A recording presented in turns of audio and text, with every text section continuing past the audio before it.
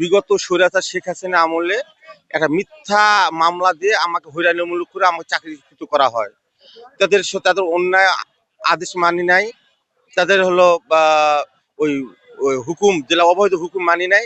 এই জন্য আমাকে মিথ্যা একটা মামলা দিয়ে ষড়যন্ত্রমূলক করে একটা ফৌজদারি মামলা দিয়ে সেই মামলাতে আমি নির্দোষী খালাসে পাইছি। তারপর আমাদের চাকরিচ্যুত করা হয়েছে। আমরা আমাদের এই ২০০০ ভিকটিম পরিবার সবাই মানবতার জীবনযাপন করতেছি।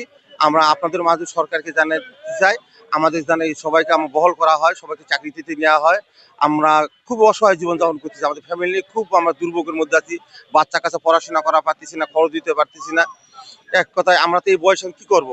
আমাদের সামান্য ছোটখাটো বিষয় নিয়ে আমাদের বড় ধরনের পানিশমেন্ট দিয়ে গেছে স্বৈরাচার শেখ হাসিনা আমলে যারা এই যে বেনজির হারুনের যে লোকজন ছিল, এখন পুলিশ হেড করে, এখনো শেখ হাসিনা দোসরা বসে আছে, বসে থাকে তারা কলকাতায় নাড়তেছে।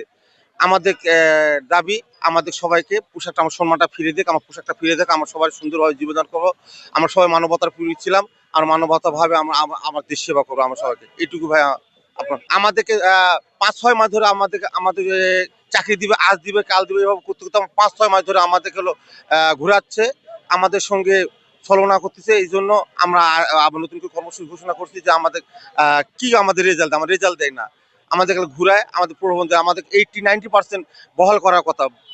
বিগত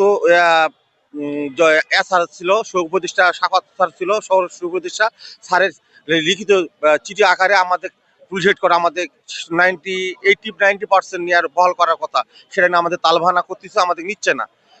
আমাদের দাবি, আমাদের যৌক্তিক দাবি, আমাদের পুলিশ সবাইকে আমাদের চাকরিটা ফিরিয়ে দেওয়া হোক। আমরা সবাই মানবতার জীবনযাপন করতেছি, আমরা খুব কষ্টে আছি, আমাদের কষ্ট দেখার কেউ নেই। হয় আমরা চাকরি ফিরে দিবে, না হয় আমাদের রাস্তায় মরা, আমাদের মরা ছাড়া কোনো উপায় নেই। আমাদের ফ্যামিলির কাছে মুখ দেখতে আমরা বলে আসছি, আর বাড়ি ফিরবো না, আমরা এখানে আমাদের আমরা আত্মহত্যা করে এখানে মারা যাবো।